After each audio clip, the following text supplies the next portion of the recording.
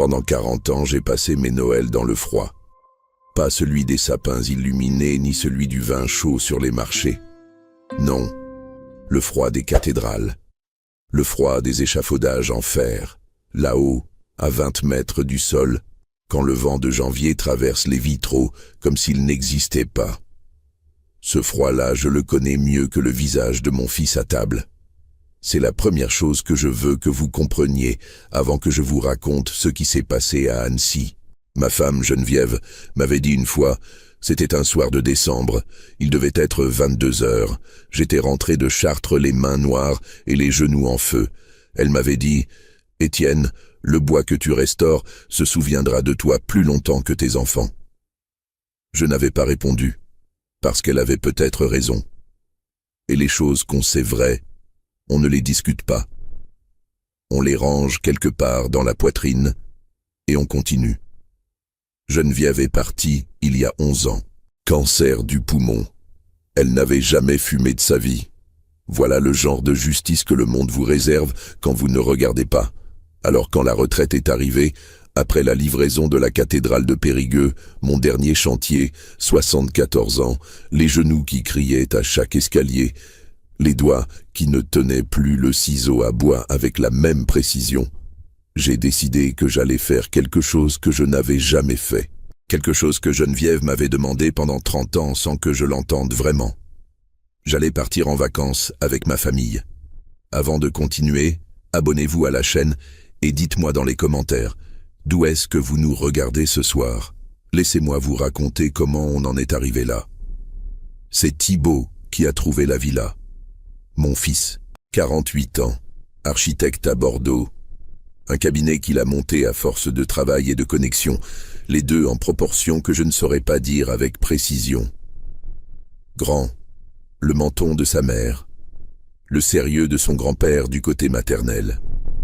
Quand il était petit, il démontait les jouets pour voir comment ils étaient construits.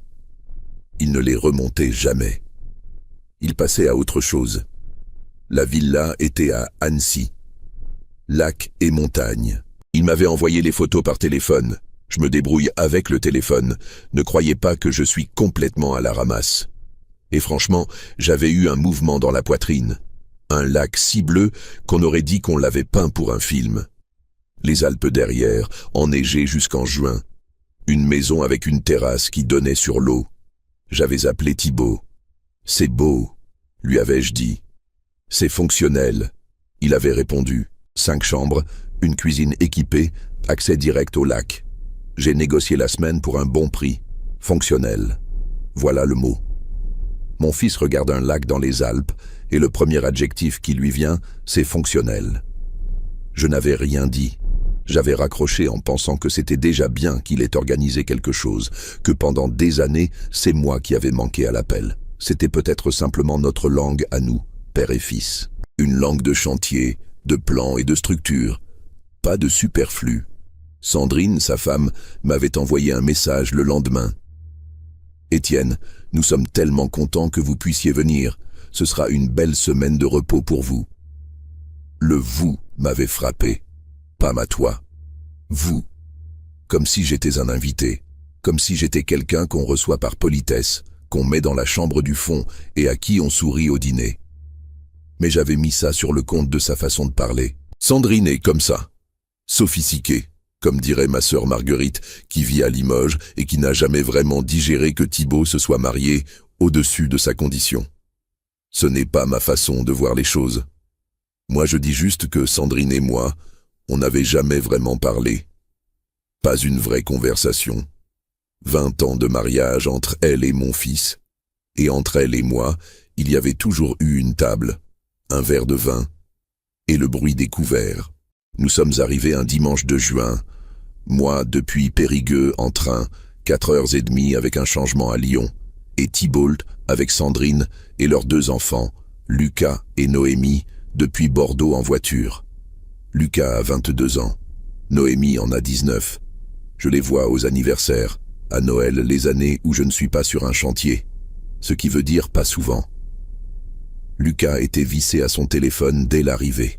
Noémie m'avait fait une bise rapide et m'avait regardé avec ce sourire des jeunes gens quand ils ne savent pas quoi dire à quelqu'un de vieux.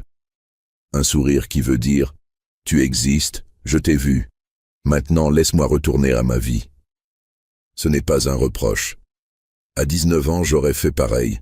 La villa, en vrai, était encore plus belle que sur les photos. La terrasse donnait sur le lac de plein fouet. On pouvait voir les barques des pêcheurs du matin, le reflet des montagnes dans l'eau calme, les cigales. Enfin non, pas de cigales à Annecy, c'est trop au nord. Mais il y avait ce silence particulier des endroits où la nature est plus grande que vous. Ce genre de silence que j'aimais sur les chantiers aussi, le matin tôt, avant que les équipes arrivent. Quand c'est juste vous et la pierre. J'avais posé ma valise dans la chambre du fond, fenêtre sur le jardin, pas sur le lac. Je n'avais rien dit. Le premier soir, Thibault avait fait des grillades. Il est bon cuisinier, mon fils. C'est une chose que je n'aurais pas su vous dire il y a 20 ans, parce que je n'étais pas là pour le voir devenir quelqu'un. Mais il gère bien un barbecue. Il avait ouvert une bouteille de Bordeaux. Évidemment, un Bordelais en vacances ne boit pas autre chose, et on avait mangé sur la terrasse avec le lac devant nous et le soleil qui descendait derrière les crêtes. C'était bien, sincèrement bien. Pendant 2 heures, j'avais pensé que j'avais peut-être eu tort d'attendre si longtemps. Le problème a commencé le 3e jour. J'étais dans l'atelier de la villa. Il y avait un petit atelier, enfin plutôt un débarras avec un établi, et je travaillais sur quelque chose, un petit jouet en bois, un cheval à roulettes. Je le faisais depuis des semaines, pour le fils de mon petit-neveu qui allait avoir 2 ans. Je n'avais pas encore fini les encoches des roues. J'avais emporté quelques outils dans ma valise. Un couteau à sculer, une petite râpe, du papier de verre à grains fins. Des choses légères. L'habitude du chantier. On prend toujours de quoi travailler.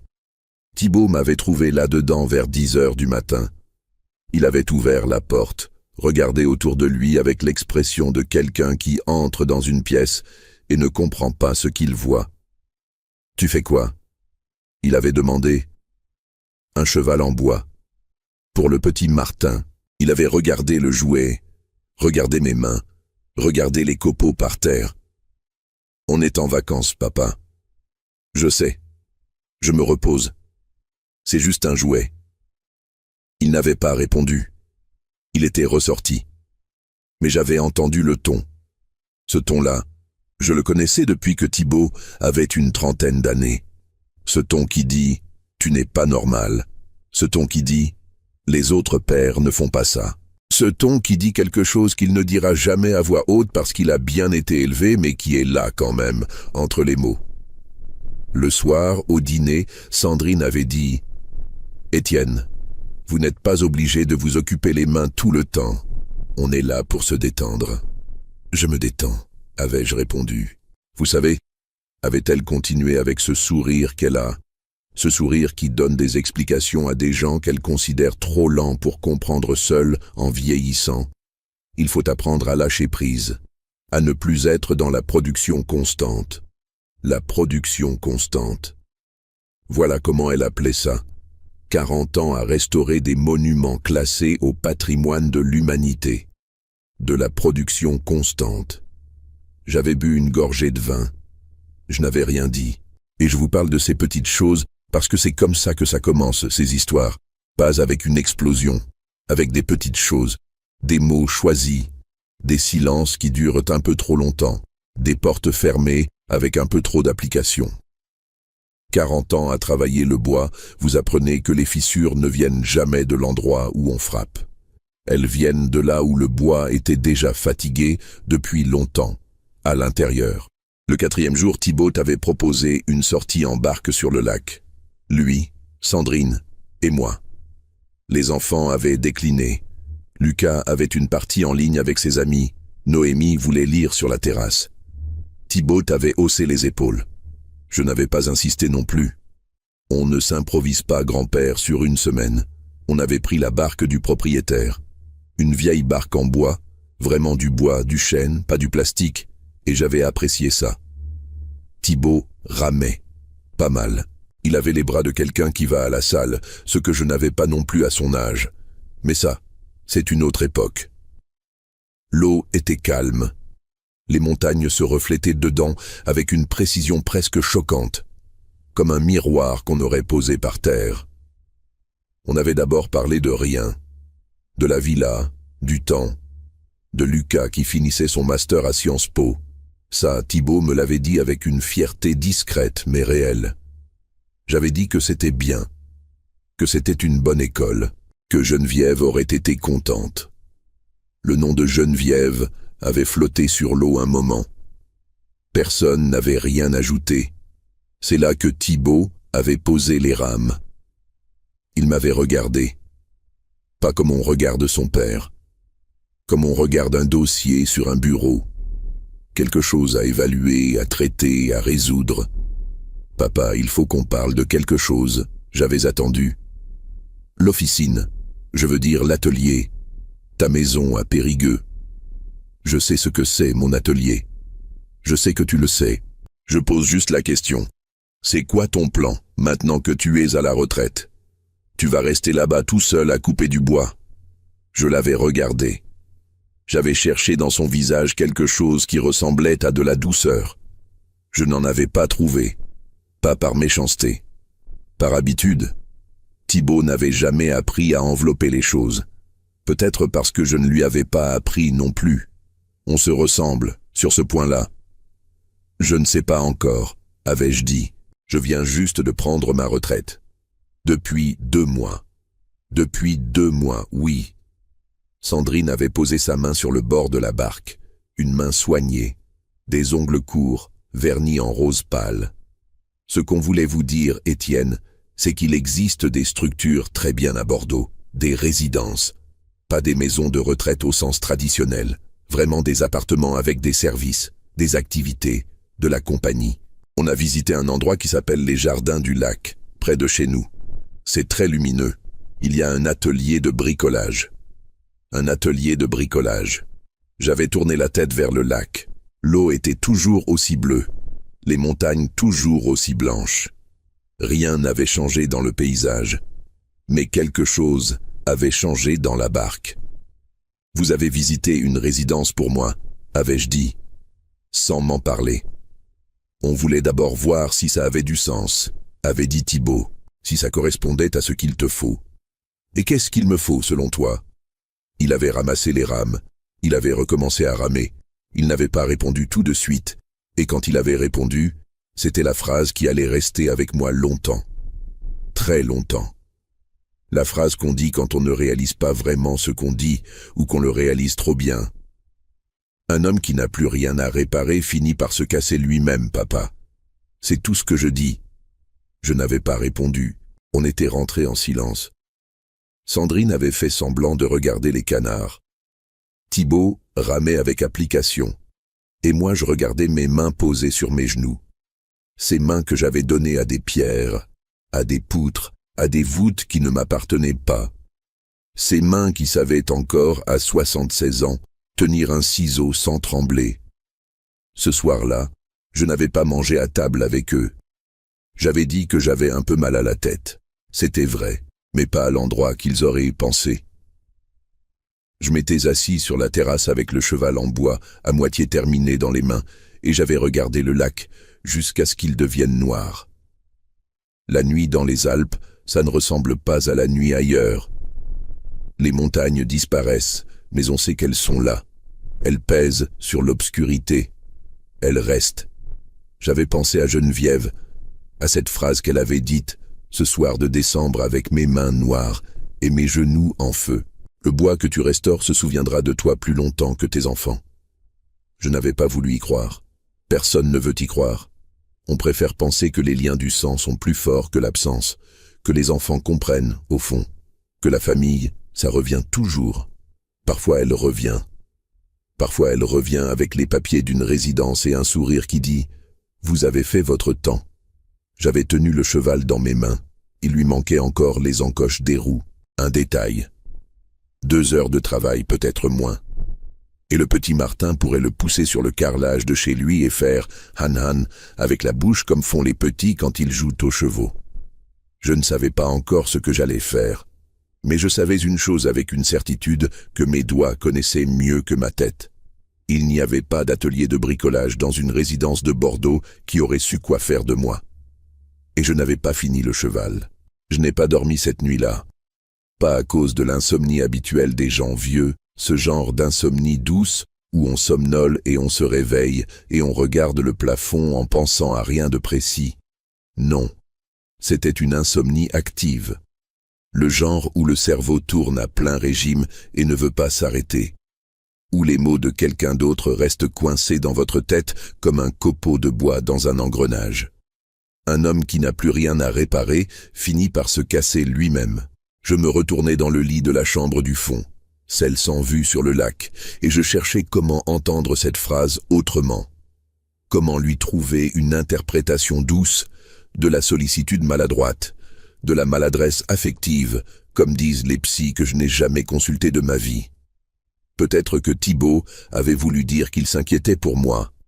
Peut-être que derrière ces mots d'architecte, il y avait un fils qui avait peur de perdre son père.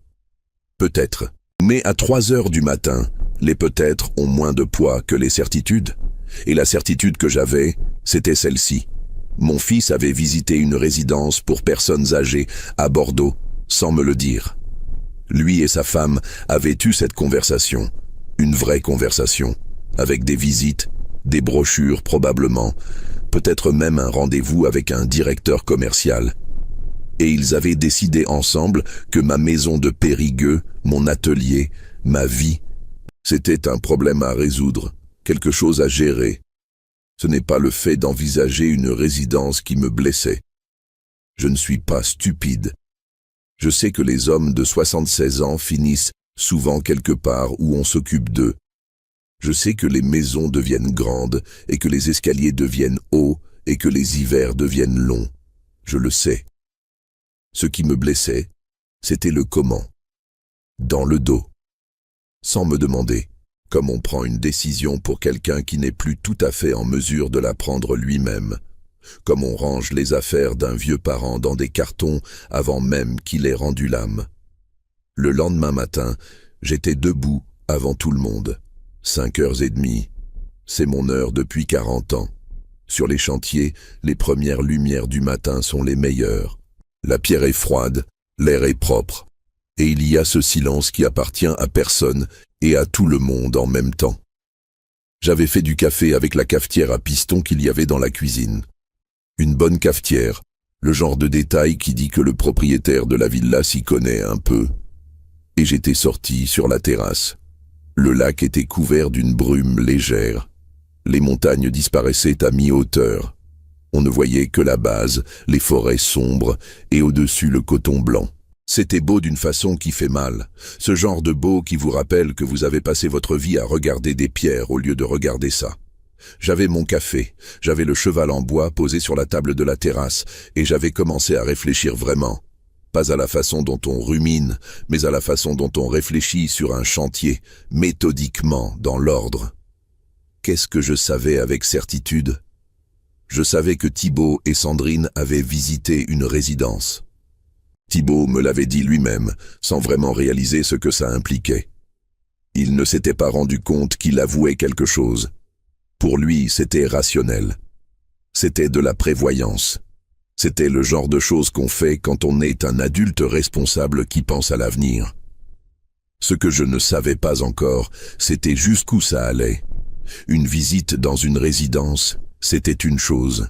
Mais il y avait dans le ton de Sandrine, dans ce sourire, dans ce « vous n'êtes pas obligé de vous occuper les mains tout le temps », quelque chose qui ressemblait à une décision déjà prise. Pas une réflexion, une décision. Et il y avait autre chose. Une chose que Thibaut avait dite dans la barque. Une formulation qui m'était passée dessus comme de l'eau au moment où il l'avait dite, mais qui était remontée la nuit. Il avait dit « l'officine ». Pas « ton atelier ». L'officine, comme si c'était un bien, un actif, quelque chose avec une valeur marchande. Mon atelier est une maison, pas seulement un atelier. C'est une maison avec un rez-de-chaussée transformé en atelier, une cuisine, 2 chambres à l'étage, un jardin étroit qui donne sur un mur en pierre. C'est à Périgueux, dans le quartier Saint-Front, pas loin de la cathédrale. Une cathédrale que j'ai restaurée en partie, d'ailleurs, il y a 22 ans, les stalles du chœur et 2 chapiteaux du transept nord. Je connais chaque fissure de cette cathédrale mieux que je ne connais le visage de ma belle-fille. La maison, je l'avais achetée en 1987 avec Geneviève. 300 000 francs à l'époque, ce qui était déjà une somme pour nous. J'avais travaillé 2 ans de plus que prévu pour finir de rembourser le crédit. Geneviève avait peint elle-même les volets en bleu, un bleu particulier entre le marine et le ciel. Un bleu qu'elle avait mélangé elle-même avec 2 pots de peinture et beaucoup d'essais sur un bout de carton. Ces volets-là, je ne les avais jamais repeints depuis sa mort. Ils avaient pâli, mais le bleu était encore là, reconnaissable. L'idée que cette maison avait une valeur marchande, que mon fils avait peut-être déjà pensé à combien elle vaudrait sur le marché immobilier de Périgueux, m'avait traversé comme une lame froide. Et puis, je m'étais dit, non, arrête, tu imagines des choses. Thibaut est maladroit, pas cupide. Tu le connais depuis 48 ans. Il n'est pas comme ça. Je m'étais dit ça. Et puis j'avais quand même décidé de vérifier. Ce matin-là, Thibaut était parti faire du vélo avec Noémie. Lucas dormait encore. Sandrine était dans le salon avec un livre. Elle lit beaucoup, Sandrine, des romans épais dont je n'ai jamais retenu les titres. J'avais dit que j'allais marcher un peu en bord de lac, ce que j'avais fait, pendant 20 minutes. Et puis j'étais rentré parce que j'avais prétendu oublier, mon téléphone sur la table de la terrasse. En passant par le couloir, j'avais vu la veste de Thibaut accrochée au porte-manteau. Thibaut est un homme d'ordre. Il range ses affaires. Sa veste de tous les jours avait toujours son téléphone dans la poche gauche et son portefeuille dans la poche droite depuis que je le connais adulte. C'était une habitude qu'il avait depuis le lycée. Geneviève se moquait de lui parfois. Elle disait qu'il était né avec un système de classement intégré. Il était parti en vélo avec son téléphone de sport, celui avec le GPS pour les itinéraires. Son téléphone principal était dans la veste. Je m'étais arrêté devant le porte-manteau. J'avais regardé la veste. J'avais regardé le salon où Sandrine tournait une page. J'avais pensé à Geneviève. J'avais pensé à l'officine, ce mot choisi. Je n'avais jamais regardé dans les affaires de mon fils. Jamais. Même quand il avait 16 ans et que je me doutais qu'il fumait en cachette, ce que j'avais su sans chercher à savoir, parce que ça ne me regardait pas, parce qu'un père n'est pas un policier. Ce n'était pas dans ma nature. Mais voilà, je l'avais fait quand même. J'avais sorti le téléphone de la poche en moins de 3 secondes et j'avais regardé l'écran. Thibaut n'a pas de code de verrouillage. Il a toujours dit que c'était une perte de temps, qu'il n'avait rien à cacher. Ironie. Je n'avais pas cherché longtemps. Les derniers échanges dans sa messagerie étaient là, en haut de la liste. Un fil de conversation avec quelqu'un dont le nom dans ses contacts était simplement Moreau Imo. Je vous donne les mots exacts. Enfin, les mots tels que je m'en souviens, parce que je les ai relus 3 fois avant de reposer le téléphone. Thibaut avait écrit 1 semaine avant notre départ pour Annecy. Bonjour Monsieur Moreau, comme convenu, je vous confirme que l'estimation pourra se faire discrètement en septembre, à une date où mon père ne sera pas présent. La maison est au 18 rue de la Clarté à Périgueux. Merci de votre discrétion. Et Moreau Imo avait répondu « Bien reçu, je passerai en semaine. Pour les biens de ce type dans le quartier Saint-Front, les prix sont actuellement très bons. Je vous ferai une estimation complète. » Ce type dans le quartier Saint-Front. Ma maison était devenue ce type. J'avais reposé le téléphone dans la poche de la veste. J'avais repassé le couloir. J'avais récupéré mon téléphone sur la terrasse. Il était vraiment là. Je ne l'avais pas inventé pour me donner une raison de rentrer. C'était une coïncidence que je n'avais pas prévue, mais qui m'avait servi.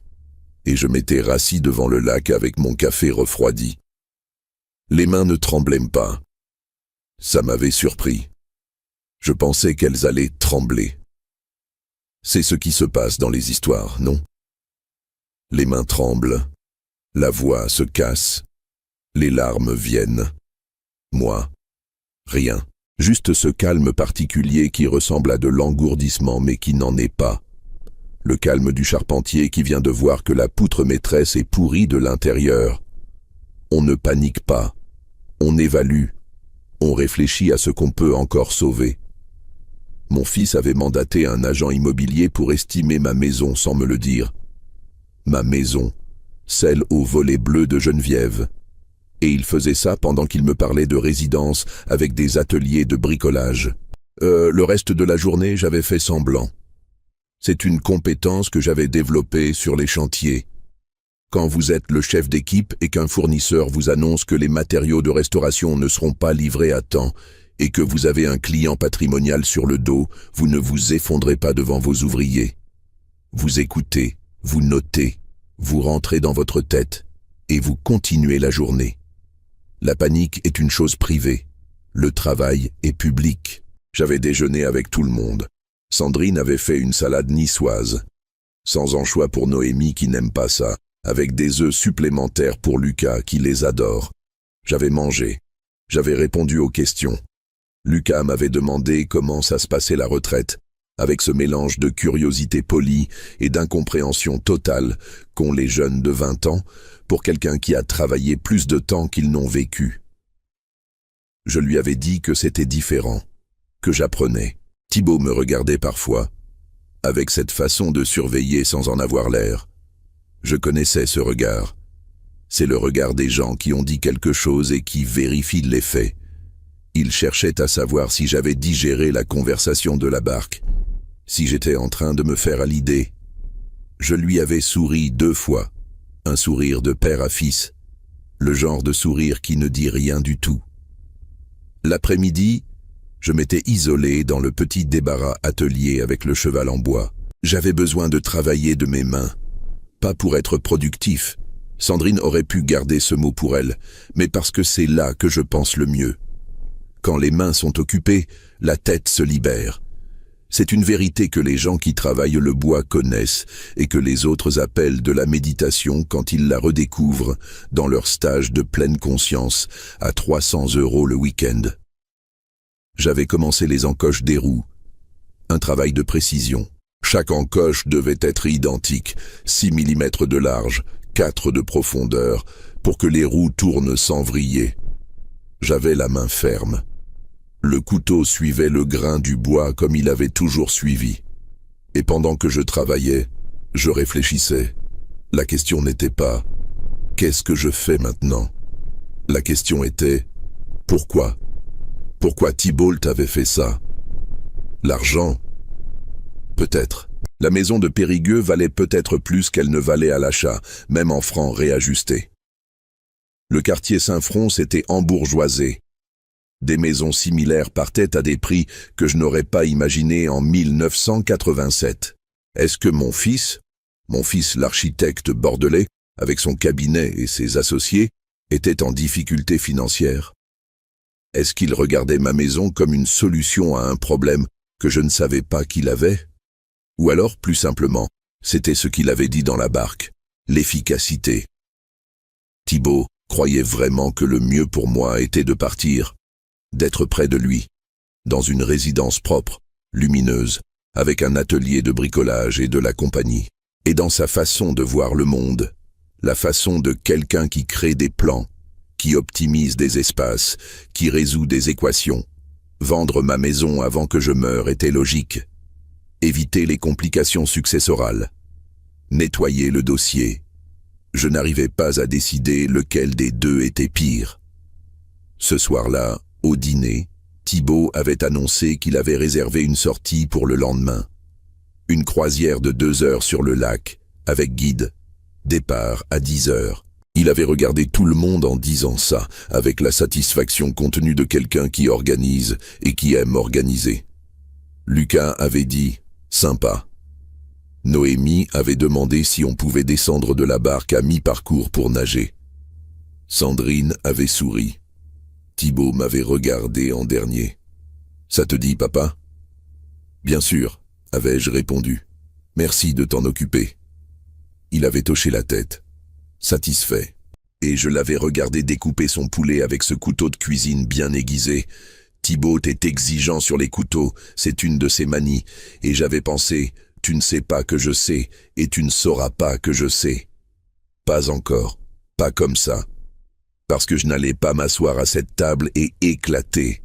Je n'allais pas lui tendre le téléphone et dire « J'ai vu tes messages ». Je n'allais pas pleurer devant Sandrine ou donner à Lucas et Noémie le souvenir de leur grand-père qui s'effondre un soir d'été en Savoie. Non. J'avais 76 ans et 40 ans de chantier. J'avais restauré des cathédrales que des hommes avaient mis 3 siècles à construire. J'avais tenu des structures qui auraient dû tomber depuis longtemps. Je savais comment on tient debout quand tout pousse à s'écrouler. La résistance ne fait pas de bruit. Elle tient, c'est tout. Et la nuit suivante, j'avais dormi un peu mieux. 3 heures peut-être d'un sommeil compact, sans rêve. Et au réveil, 4h45, le ciel encore indigo derrière les montagnes, j'avais pris une décision. Je n'allais pas attendre que les choses se fassent autour de moi.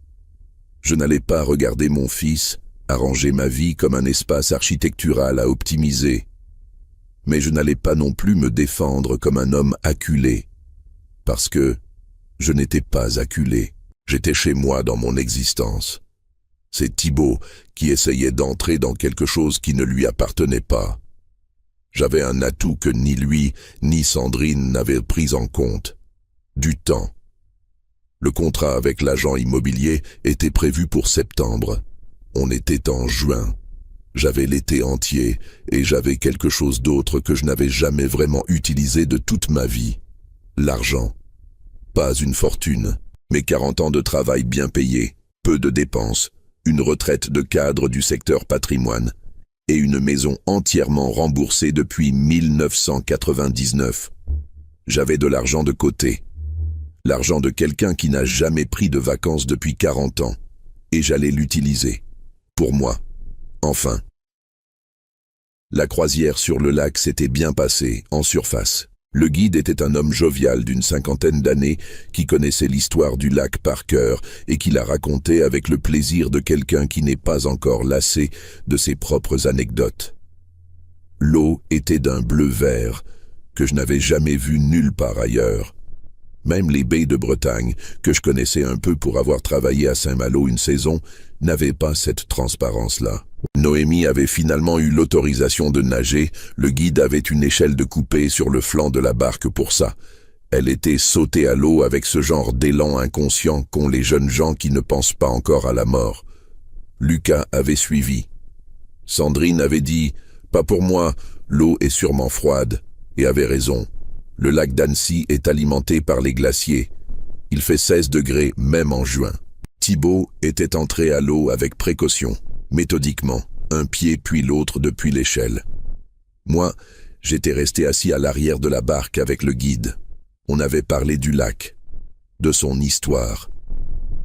Le guide m'avait dit que le lac d'Annecy était l'un des lacs les plus purs d'Europe, que sa transparence venait d'une politique de dépollution sévère entamée dans les années 70, que la ville avait interdit l'utilisation de phosphate et construit des stations d'épuration en amont, que la pureté visible d'aujourd'hui était le résultat d'un travail invisible de 50 ans. Comme une restauration, j'avais dit. Exactement comme ça, il avait répondu. On s'était regardé, le guide et moi, avec la compréhension muette de 2 hommes qui aiment les choses lentes. Le soir du 5e jour, il nous restait 2 jours à Annecy, c'est Sandrine qui avait provoqué la 2e conversation. Thibaut était sous la douche. Les enfants regardaient quelque chose sur un ordinateur dans leur chambre. Elle et moi étions seuls dans la cuisine. Elle préparait une tarte aux framboises. Et moi, j'épluchais des pommes de terre pour le gratin du lendemain, parce qu'on avait décidé de faire quelque chose de simple, et je m'étais proposé pour aider. On avait d'abord travaillé en silence. Un silence pas entièrement désagréable. Sandrine étalait la pâte avec concentration, et j'épluchais mes pommes de terre avec le couteau que j'avais depuis 20 ans dans la poche. Un petit Opinel numéro 6, manche de bois, lame qui n'avait jamais rouillé, parce que je la séchais bien.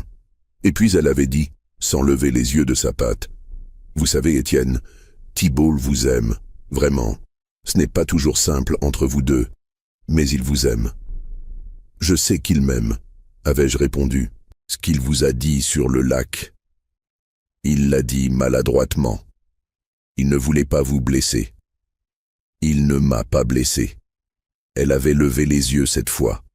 Elle me cherchait sur le visage, comme font les gens quand ils ne vous croient pas tout à fait, mais ne savent pas si vous mentez ou si vous êtes vraiment d'accord. Ce qu'on souhaite, c'est que vous soyez bien, que vous ne soyez pas seul là-bas à Périgueux.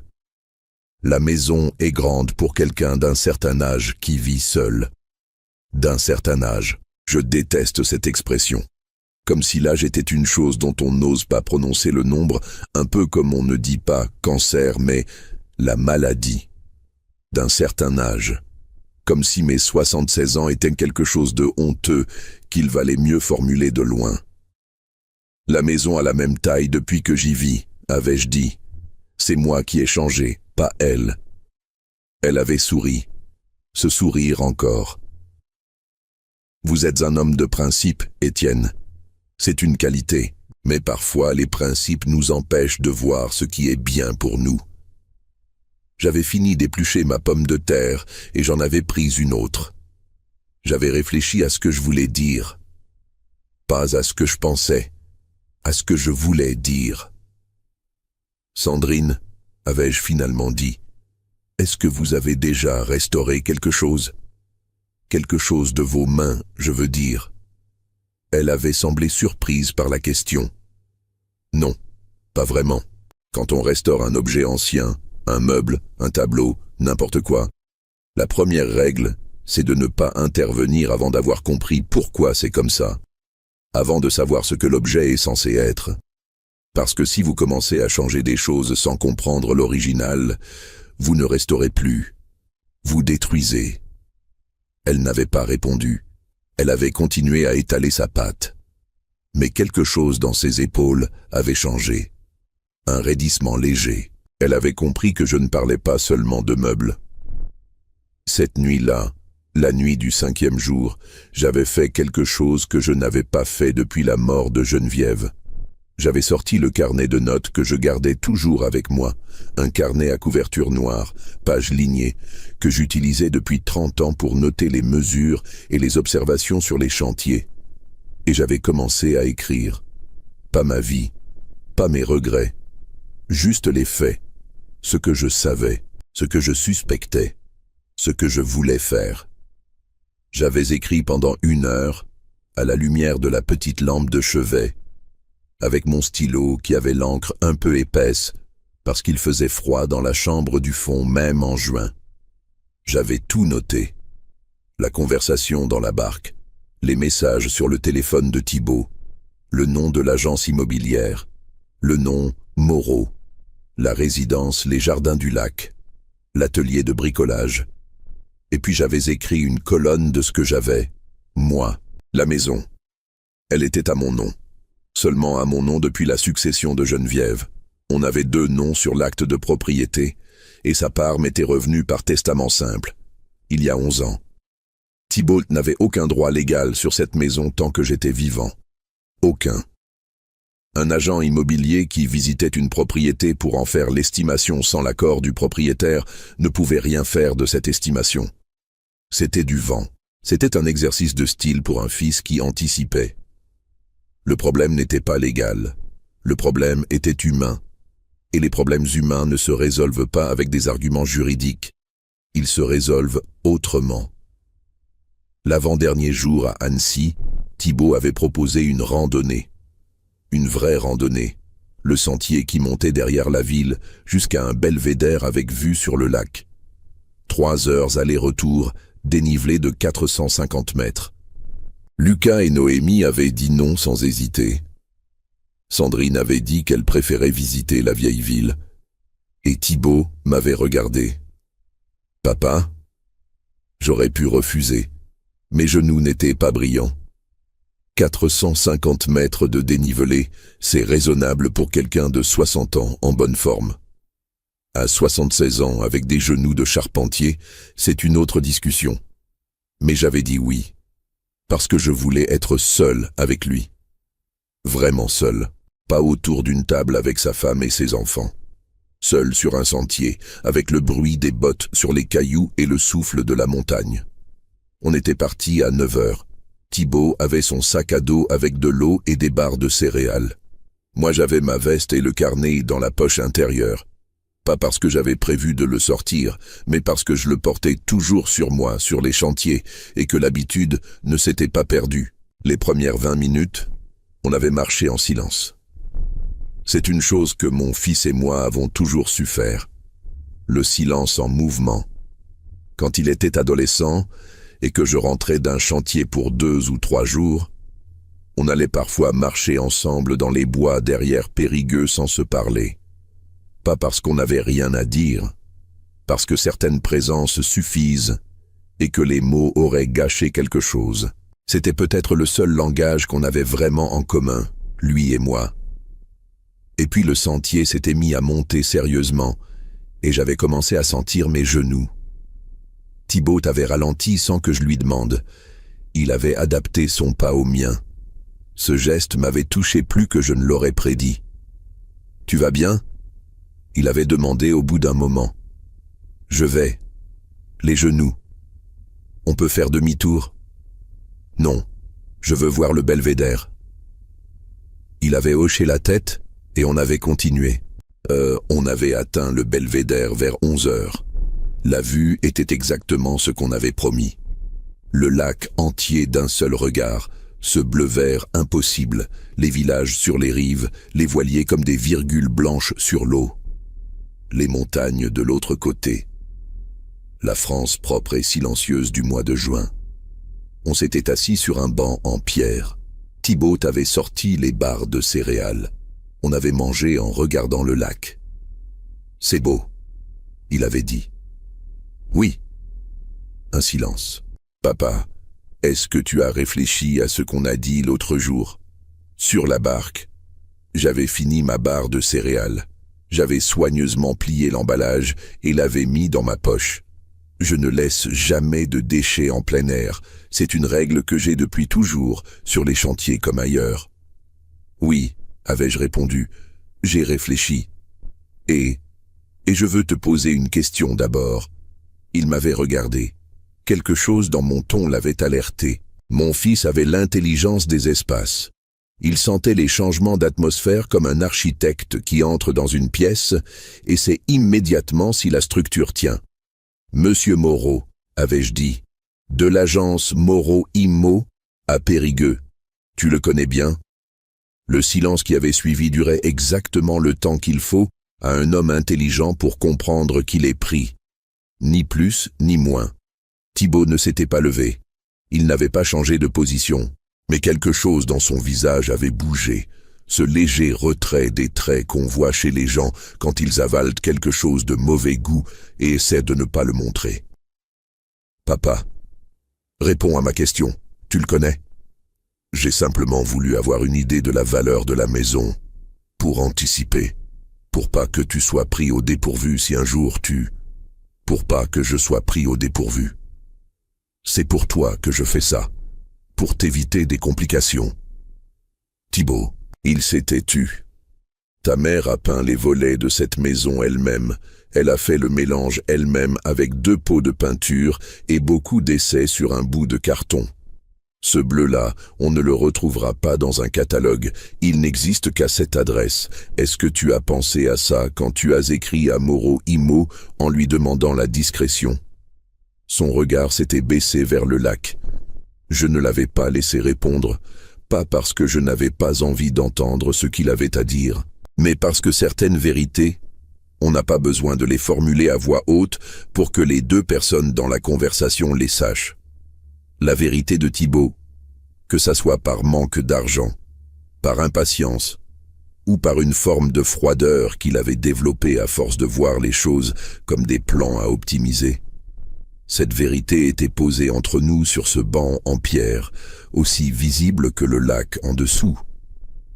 On était resté là encore une vingtaine de minutes sans parler. Et puis, on était redescendu. Le dîner du dernier soir avait été tendu, pas ouvertement. Thibaut n'avait rien dit à Sandrine, du moins pas devant moi. Sandrine avait senti quelque chose parce que les femmes comme elle sont très précises sur les variations d'atmosphère, mais elle n'avait pas cherché à savoir. On avait mangé une raclette. Noémie avait insisté pour la raclette. On était quand même en Savoie. Et Lucas avait raconté une anecdote sur son master qui avait fait rire tout le monde. Moi compris. J'avais regardé ma famille autour de cette table. Mon fils, sa femme, mes petits-enfants que je ne connaissais pas vraiment. Cette villa avec vue sur un lac que je ne reverrai probablement jamais. Cette semaine qui avait commencé comme une promesse et qui finissait comme une leçon. Et j'avais pensé à ce que Geneviève aurait dit. Elle était directe, Geneviève. Directe et honnête comme les gens qui ne se permettent pas de mensonges parce qu'ils n'ont pas le temps à perdre. Elle m'aurait dit « Étienne, tu ne peux pas changer Thibaut. Il est comme il est parce que tu n'étais pas là pour lui enseigner autrement. Ce n'est pas une excuse, c'est un fait. La question c'est « Qu'est-ce que tu fais maintenant ?» La question c'est « Qu'est-ce que tu fais maintenant ?» La réponse, je l'avais depuis 2 jours déjà. Depuis ce matin avec le café froid et le lac sous la brume. Depuis que j'avais sorti mon carnet et fait mes 2 colonnes. Depuis que j'avais compris que je n'avais pas passé 40 ans à sauvegarder l'histoire des autres pour laisser quelqu'un démolir la mienne. Cette nuit-là, j'avais préparé ma valise avant de me coucher. Discrètement, en pliant chaque chose avec la méthode du chantier, compact, rien qui dépasse, tout dans l'ordre inverse de l'utilisation. Et j'avais posé le cheval en bois sur le dessus. Il était terminé. Les encoches des roues étaient parfaites. Les roues tournaient sans vriller. Je l'avais regardé longtemps, ce petit cheval. Ce jouet pour un enfant que je voyais 2 fois par an et qui ne savait pas encore vraiment qui j'étais. Je l'avais tenu dans mes mains une dernière fois et j'avais pensé « C'est peut-être ça, la seule chose honnête que j'ai faite cette semaine. Finir ce que j'avais commencé. Avec les mains, sans que personne me demande de m'arrêter. J'avais fermé ma valise et j'avais posé le cheval sur la table de nuit. Pas dans la valise, sur la table de nuit. Parce que j'allais partir avant tout le monde, et parce que je voulais laisser quelque chose derrière moi. Je suis parti à 5 heures du matin. La maison dormait. J'avais posé ma valise dans le couloir la veille au soir, avec le soin de quelqu'un qui ne veut pas réveiller les pierres. Je connaissais déjà les endroits où le parquet craquait. Sur les chantiers, on apprend vite la géographie sonore des vieux bâtiments. On marche différemment, on pose le pied à plat plutôt que sur le talon. Et j'avais traversé la villa dans le silence total de quelqu'un qui sait exactement où il met les pieds. Le cheval en bois était resté sur la table de nuit. Je ne l'avais pas repris. J'avais laissé une enveloppe sur la table de la terrasse, maintenue par la cafetière à piston. Dans l'enveloppe, il y avait un mot. Pas une lettre. Un mot. 5 lignes. Écriture à l'encre bleue, la même que dans le carnet de chantier. J'avais écrit « Je rentre à Périgueux par mes propres moyens. Je suis en bonne santé, ne vous inquiétez pas. Le cheval est pour Lucas ou Noémie pour quand ils auront des enfants. La maison rue de la Clarté n'est pas à vendre. Bon retour à Bordeaux, papa. » 5 lignes. J'aurais pu en écrire 50. Je m'étais retenu, parce qu'un homme qui a 76 ans et qui a passé sa vie à travailler le bois sait que le superflu affaiblit la structure. On enlève ce qui n'est pas nécessaire. Ce qui reste tient mieux. J'avais fermé la porte de la villa derrière moi et j'avais marché jusqu'à la gare d'Annecy avec ma valise.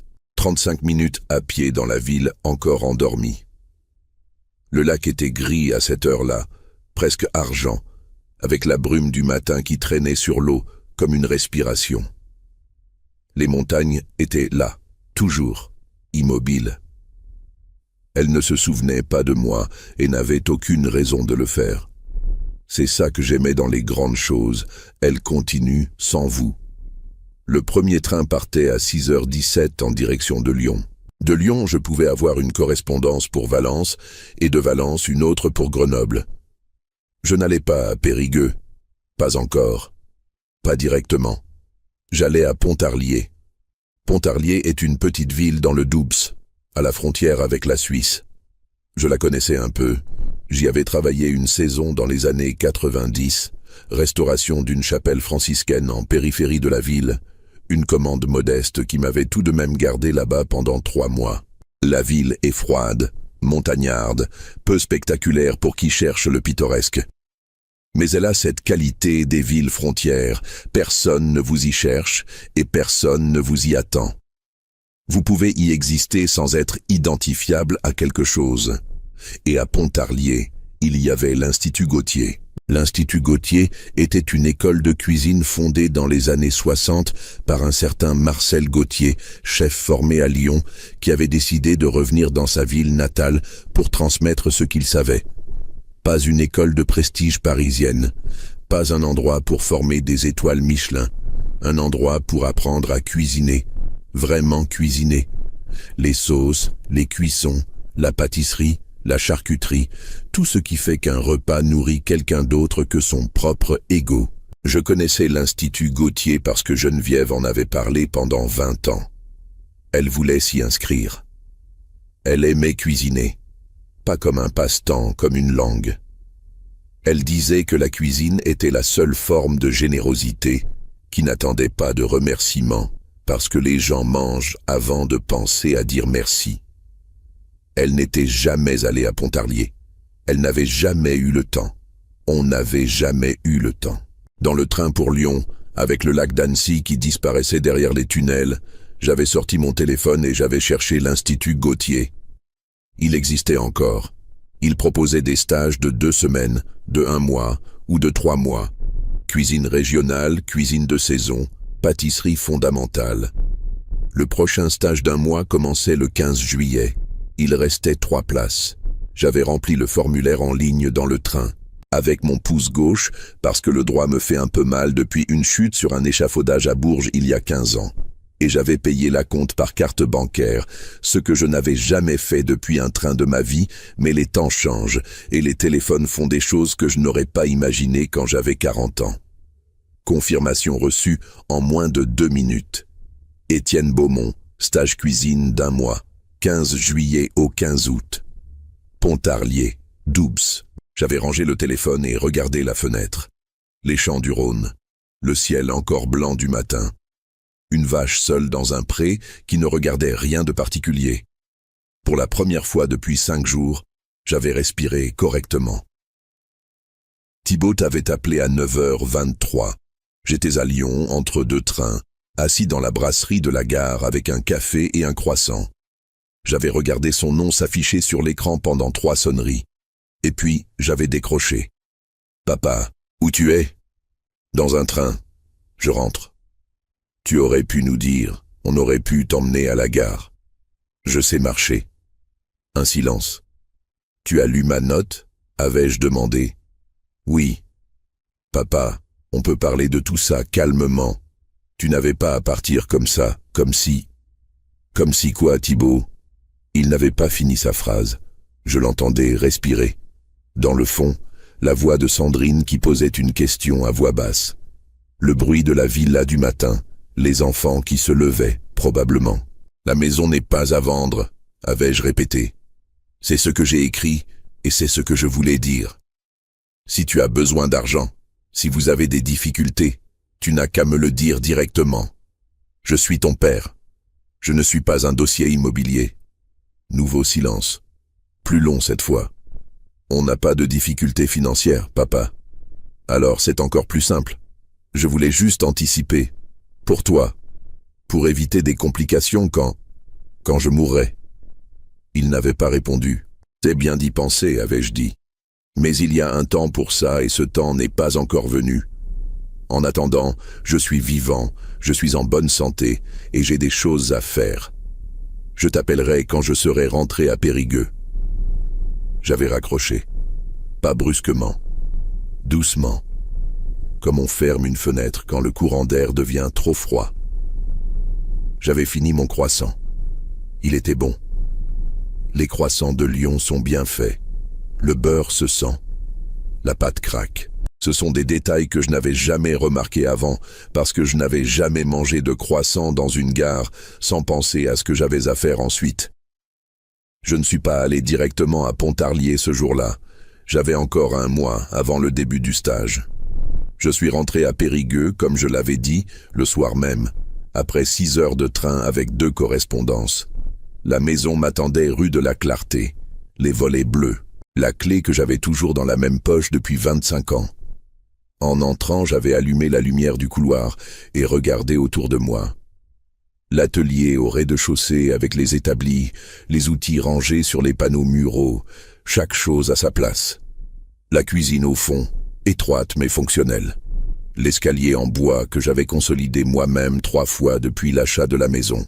Les chambres en haut, dont une que je n'ouvrais plus depuis 11 ans, parce que c'était la chambre de Geneviève et que je n'avais jamais eu le courage de changer quoi que ce soit à l'intérieur. Rien n'avait bougé. Rien n'avait changé. La maison était exactement comme je l'avais laissée une semaine plus tôt. J'avais posé ma valise et j'étais allé dans l'atelier. J'avais allumé la petite lampe d'établi, celle à l'ampoule jaune que j'avais depuis 30 ans et qui refusait de rendre l'âme, et j'avais regardé le bois.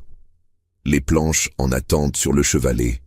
Quelques travaux inachevés, des commandes petites que j'avais prises avant ma retraite officielle. Des gens qui savaient ce que je faisais et qui me demandaient des choses de temps en temps. Un encadrement de fenêtres à restaurer pour un voisin. 2 pieds de table en noyer à reformer pour une femme du quartier dont le mari était mort et qui voulait garder la table mais pas les souvenirs liés aux pieds d'origine. Ces choses-là. J'avais passé la main sur une planche de chêne. Le grain courait sous mes doigts comme une écriture que je savais lire. Long, régulier, quelques nœuds à l'intersection des branches mortes. Du bon chêne, vieux de plusieurs décennies au moins, le genre de bois qui a de la mémoire.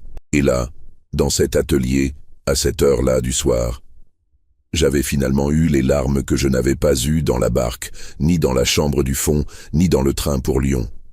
Pas des sanglots, juste les yeux qui débordent un peu, la gorge qui se serre, et ce poids dans la poitrine qui ressemble à de la fatigue, mais qui est autre chose, qui est le poids de 76 ans et de tout ce qu'on n'a pas su dire à temps.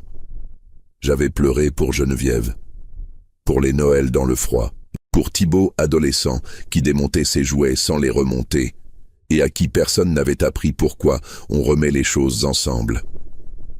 Pour le cheval en bois laissé sur une table de nuit dans une villa que je ne reverrai jamais.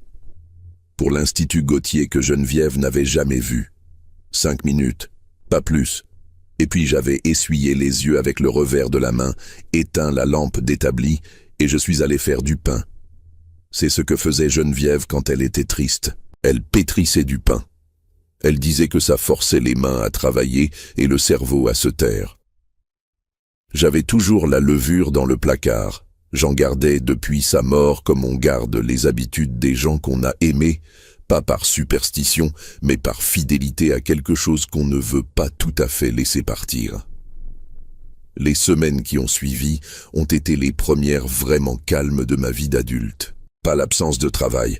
Je travaillais, je finissais les petites commandes, je rénovais l'établi du fond qui avait besoin d'une nouvelle surface, mais l'absence de devoir. Le travail par choix, pas par obligation. C'est une nuance que je n'avais jamais connue.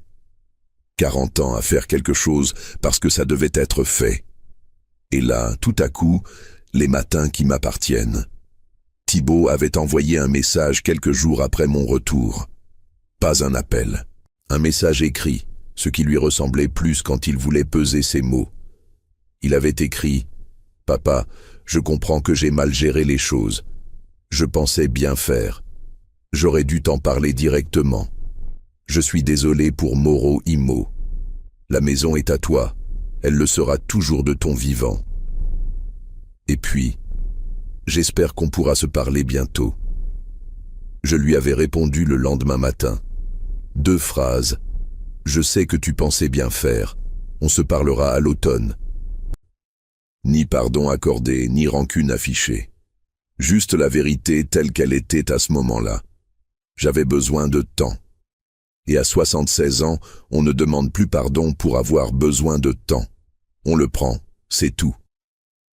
Le 15 juillet, j'avais pris le train pour Pontarlier. L'Institut Gautier était installé dans une ancienne maison bourgeoise du 19e siècle, reconvertie en école de cuisine avec ce mélange de caractère et d'équipements modernes qu'on trouve dans les bâtiments qui ont su vieillir sans se renier.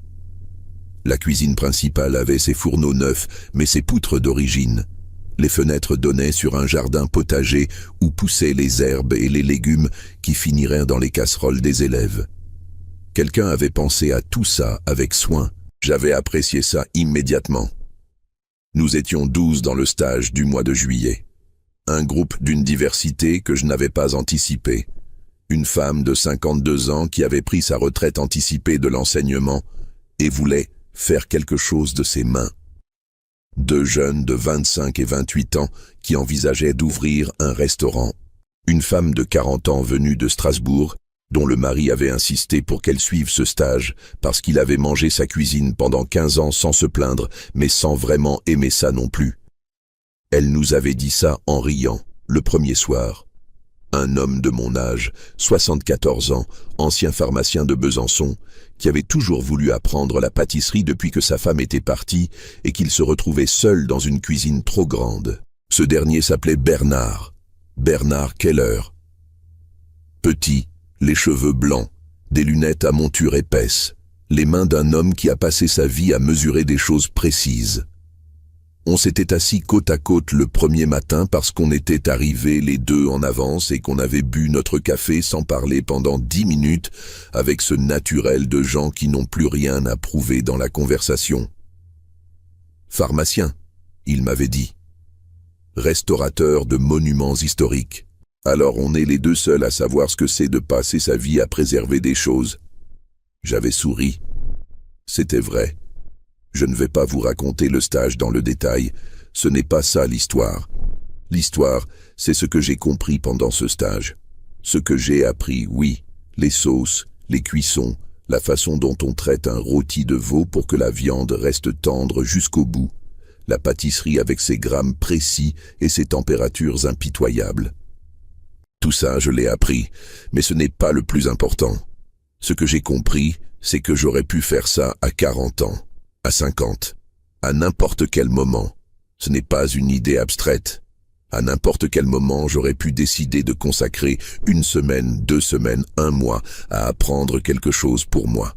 Pas pour un chantier, pas pour un client, pour moi. Et je ne l'avais pas fait. Parce que le travail me définissait tellement que l'idée de faire quelque chose en dehors de lui me paraissait presque illégitime. Comme si le plaisir était une chose qu'on gagne après coup, pas quelque chose qui existe pendant. Geneviève le savait, ça. Elle me l'avait dit d'autres façons que je n'avais pas entendues. Le dernier soir du stage, on avait cuisiné un dîner complet pour les familles des participants. Les époux, les enfants, les amis. Chacun avait préparé un plat qu'il avait choisi lui-même au cours du mois. Bernard avait fait un millefeuille à la vanille de Madagascar, un millefeuille parfait, les couches régulières, la crème ferme, le fondant sur le dessus craquelé juste comme il faut. Il pleurait un peu en le servant. Il ne s'en excusait pas. Moi, j'avais préparé un pot-au-feu, le plat de Geneviève, celui qu'elle faisait les dimanches d'hiver quand j'étais là, ce qui n'était pas souvent mais qui arrivait, un pot-au-feu simple, avec les légumes qu'on avait cueillis le matin dans le jardin de l'Institut, et un bouillon qui avait mijoté depuis 9 heures du matin.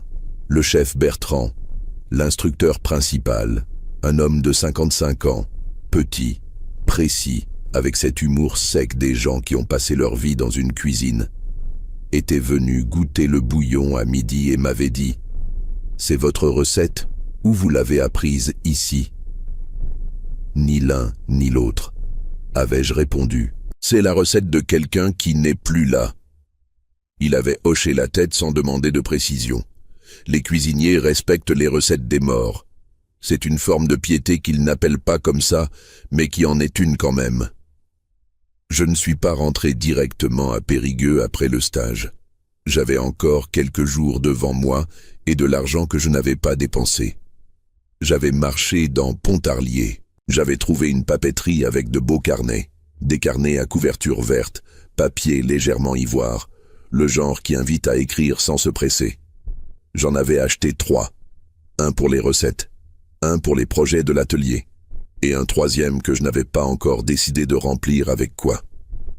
Et dans cette papeterie, entre les stylos et les carnets, il y avait des cartes postales, de vraies cartes postales, le format classique, avec des photos de la région sur l'endroit et un espace blanc sur l'autre côté, des vues du Doubs, du lac de Saint-Point, des forêts de sapins, de la frontière suisse, et une carte qui montrait non pas un paysage, mais une façade. Une vieille maison de pierre avec des volets bleus. Pas les volets de ma maison, une autre maison quelque part dans le Jura, mais la même couleur, ce bleu entre le marine et le ciel que Geneviève avait mélangé elle-même. Je l'avais acheté.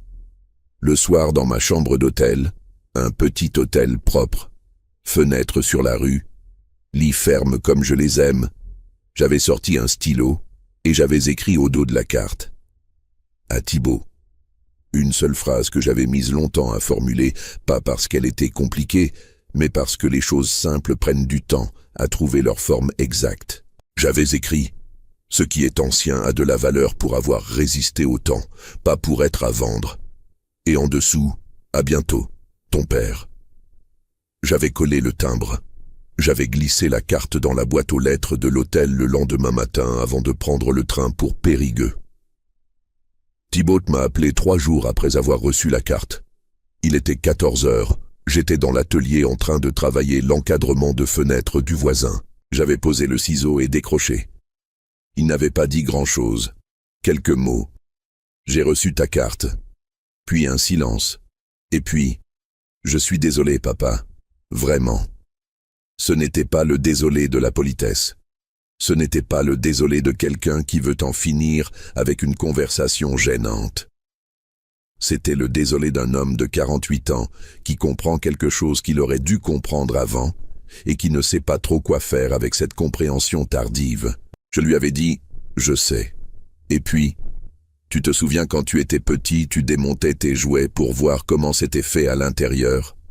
« Oui », il avait dit. « Tu ne les remontais jamais.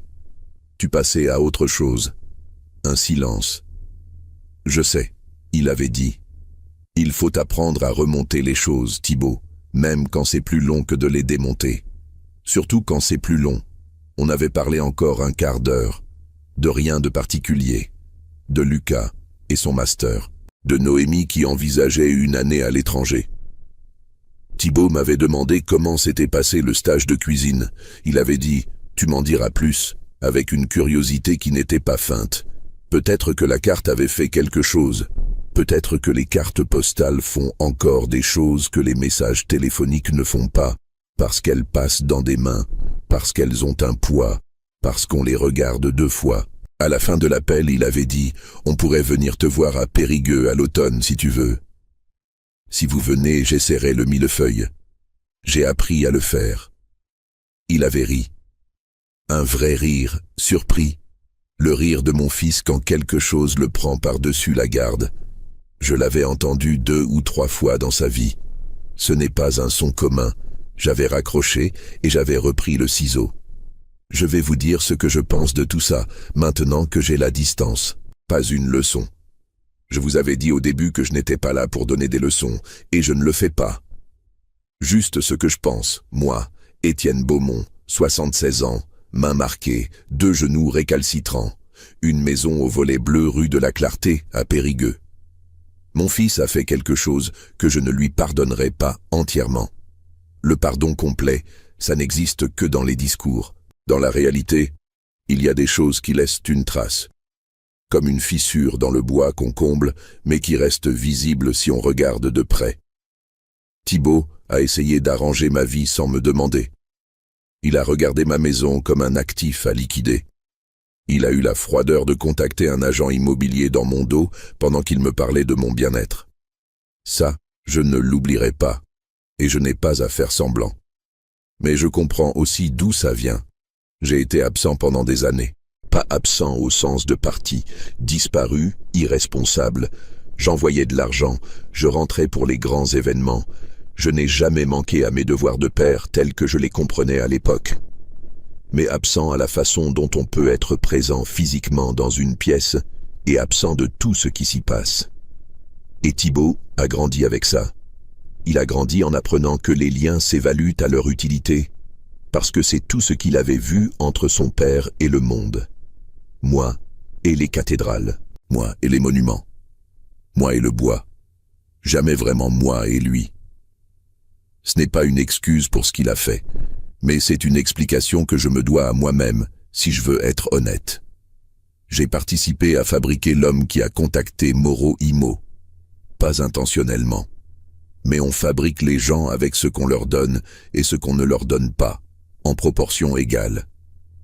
Aujourd'hui, l'atelier rue de la Clarté est toujours là. Les volets sont toujours bleus. J'ai failli les repeindre cet automne, et puis j'ai décidé que non. Pas encore, peut-être jamais. Ce bleu-là appartient à quelqu'un que je n'ai pas envie d'effacer sous une couche de peinture fraîche, simplement parce que le temps passe. Je travaille le matin, des petites commandes, des choses pour des gens du quartier qui savent ce que je sais faire. Je cuisine l'après-midi, vraiment cuisiner, pas réchauffer. J'ai 3 carnets de recettes déjà bien entamés. Le millefeuille, je l'ai refait 6 fois jusqu'à ce qu'il soit comme celui de Bernard à l'Institut. La 7e fois, c'était bien. Thibaut et sa famille sont venus à Périgueux en octobre. 4 jours. Lucas a voulu voir l'atelier. Il était curieux. Vraiment curieux, pas par politesse, et j'ai passé 2 heures à lui expliquer comment on lie le grain d'une planche, comment on choisit le bois selon ce qu'on veut en faire, comment les outils vieillissent avec les mains qui les tiennent et prennent leur forme avec le temps. Il écoutait. Je ne sais pas si ça a planté quelque chose. Peut-être. Ces choses-là, on ne sait pas sur le moment. Noémie m'a demandé si elle pouvait avoir le cheval en bois. Elle l'avait ramené d'Annecy dans sa valise sans que je le sache. Elle m'a dit qu'elle le voulait pour son appartement, pas pour un enfant. Juste pour l'avoir. Je lui ai dit oui, bien sûr. Je lui ai dit que c'était fait avec du hêtre du Limousin et que le hêtre vieillissait bien si on ne le laissait pas à l'humidité. Sandrine et moi avons mangé ensemble le dernier soir sans Thibaut dans les parages. Il était allé faire une promenade avec les enfants. On a parlé. Pas longtemps, pas de tout, mais on a parlé. Elle m'a dit qu'elle regrettait le ton qu'elle avait eu à Annecy. Elle a utilisé le mot « condescendant ». Je lui ai dit que c'était un mot honnête et que je l'appréciais pour l'avoir choisi. On n'a pas résolu 20 ans de distance en une conversation de cuisine. Mais on a posé quelques fondations. C'est comme ça que ça commence. Bernard Keller, le pharmacien de Besançon, m'a envoyé une photo la semaine dernière. Son millefeuille. Refait chez lui dans sa cuisine trop grande. Il avait l'air mieux que celui qu'il avait fait à l'Institut. Plus sûr, moins appliqué, fait avec les mains d'un homme qui commence à se sentir chez lui dans une recette. Il avait écrit en dessous « On devrait remettre ça l'été prochain ». Je lui ai répondu « Pourquoi pas ?» C'est peut-être ça, la vieillesse bien faite. Pas résoudre ce qui était cassé avant. Pas réparer l'irréparable. Mais construire ce qu'on n'a pas encore construit. Avec le temps qu'il reste et les mains qu'on a encore. Lentement, sans se presser. Comme on restaure quelque chose de vieux qu'on veut voir tenir encore longtemps. J'ai 76 ans. Ma maison a des volets bleus. Mon atelier sent le bois de hêtre et l'huile de lin. Et pour la première fois depuis longtemps, depuis si longtemps que je n'arrive pas à situer exactement où était l'avant, je n'ai nulle part où aller demain matin que là où j'ai envie d'aller. C'est tout. C'est assez. Merci d'être resté avec moi jusqu'ici. Je sais que ce n'était pas une histoire simple à entendre. Les histoires vraies ne le sont jamais vraiment. Elles ont des bords rugueux, des fins qui ne sont pas tout à fait des fins, des gens qui sont à la fois coupables et compréhensibles. Ce que j'aimerais savoir, c'est ce que vous pensez de ce que j'ai fait. Est-ce que j'aurais dû rester à Annecy et tout mettre sur la table ce soir-là, devant tout le monde? Est-ce que partir en silence était une lâcheté ou une sagesse? Je ne suis pas sûr moi-même. Je refais parfois le calcul, et la réponse change selon l'heure qu'il est. Dites-le moi dans les commentaires. Votre perspective vaut quelque chose. Et si vous avez vécu quelque chose de similaire, Un enfant qui a voulu décider pour vous, un parent qui n'a pas su rester, une maison qu'on a essayé de vous prendre sans vous demander. Racontez-le. Ces histoires-là méritent d'être dites.